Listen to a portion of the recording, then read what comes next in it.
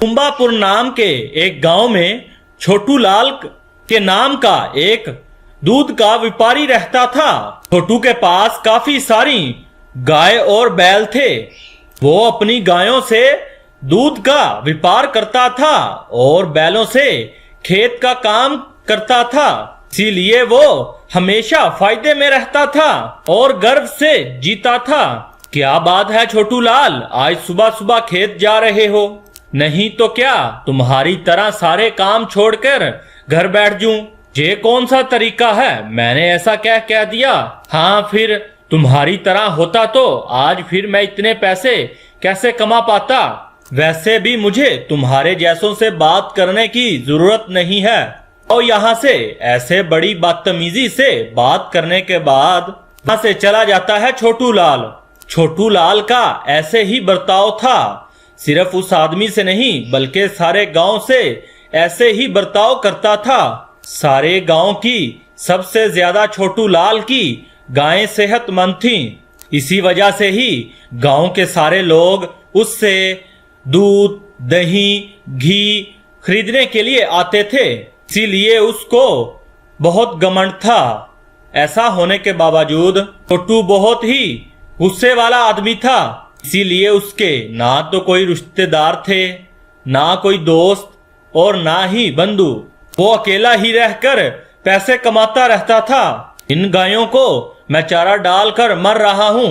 इन सब में इस गर्भवती गाय को सिर्फ हरा घास ही चाहिए और सबसे ज्यादा चाहिए। ये कहकर बिला वजह वो उस गाय को जोर से मारता है और वो गाय दर्द से जोरों से चिल्लाने लगती है। हाय माँ, चोट लगी। मैंने क्या किया है मालिक? क्यों मार रहे हो? गर्भवती हो तो क्या हुआ? दूध नहीं दे रही हो, कुछ नहीं खा रही हो, लेकिन आवाज जोरों से निकाल रही हो। ये कहते हुए फिर से उस गाय को जोरों से मारते हुए वहां से चला जाता है छोटू लाल।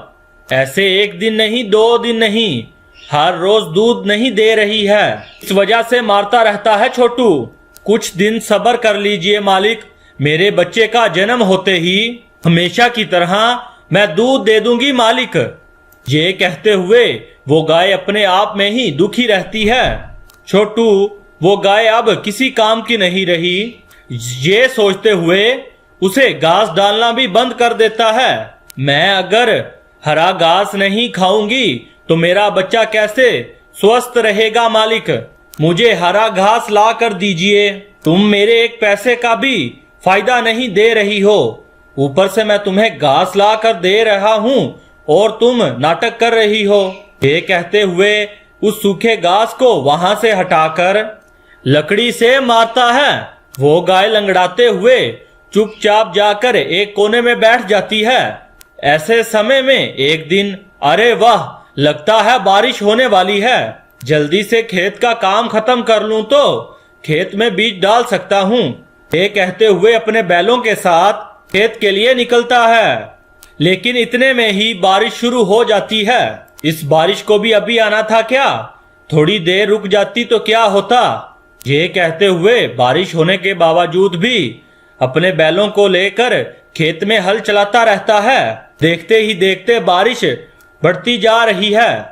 कुछ भी हो जाए लेकिन छोटू लाल अपना काम नहीं रोकता। ऐसे ही वहां से एक गुजरता हुआ आदमी, ए छोटू लाल, ये बारिश नहीं रुकने वाली, ये एक तूफान है, घर चले जाओ, अपना काम करो चाचा। तुम्हारे जैसे काम से बचने वालों के बहाने बहुत सुने हैं। तूफान नहीं, कुछ नहीं है, जाओ यहाँ से। ये कहते हुए उस आदमी पर भी भड़क जाता है छोटू लाल। उस आदमी ने अपनी कोशिश कर ली थी, इसीलिए वो वहां से चला जाता है। उस आदमी ने जैसा ही कहा था ठीक वैसे ही बारिश बढ़ जाती है और खेत डूबने लगते हैं और छोटू लाल उसी खेत में फंस जाता है। बचाओ बचाओ, मैं यहाँ डूब रहा हूँ।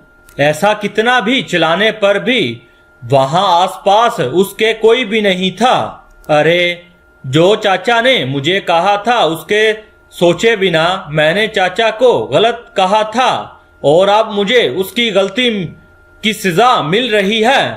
अब शायद मैं जिंदा ना रहूं। ये कहते हुए छोटू लाल रोने लगता है। इतने में उस तबेले में गर्भवती खड़ी वो गाय, अरे ये तो बहुत ही बड़ा तूफान है। पता नहीं मालिक, ऐसे तूफान से गांव भी डूब जाएंगे। मालिक सुरक्षित होंगे भी या नहीं। ऐसे सोचते हुए चोट लगने के बावजूद भी हिम्मत जुटाते हुए वो गाय अपनी रस्सियों को बड़ी मुश्किल से तोड़कर उस पानी के बहाव में तैरते हुए छोटू लाल जिस खेत में है वहां पर जाती है। वहां छोटू लाल को डूबते हुए देखकर, मालिक मैं आ रही हूं, मैं आपको बचा लूंगी, घबराइए मत, ये कहते हुए तैरते हुए वहां जाकर बड़ी मुश्किल से छोटू लाल को बचाकर किनारे पर लेकर आती है।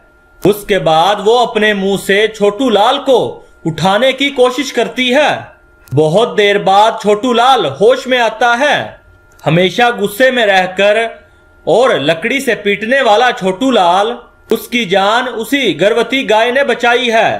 तुम गर्भवती हो ये बात जानकर भी मैंने तुम्हारे साथ जानवरों जैसा सलूक किया है, लेकिन तुम ही ने मेरी आज जान बचा ली है। मैं किस मुंह से तुम्हारा शुक्रिया अदा करूं? ये कहकर उस गाय को गले लगा लेता है छोटू लाल और उसी गाय के साथ तैरते हुए वो अपने घर वापस चला जाता है। कुछ दिनों बाद तूफान भी थम जाता है। तब छोटू लाल अपने गुस्से और अहंकार को छोड़कर सब लोगों के साथ अच्छे से रहना शुरू कर देता है।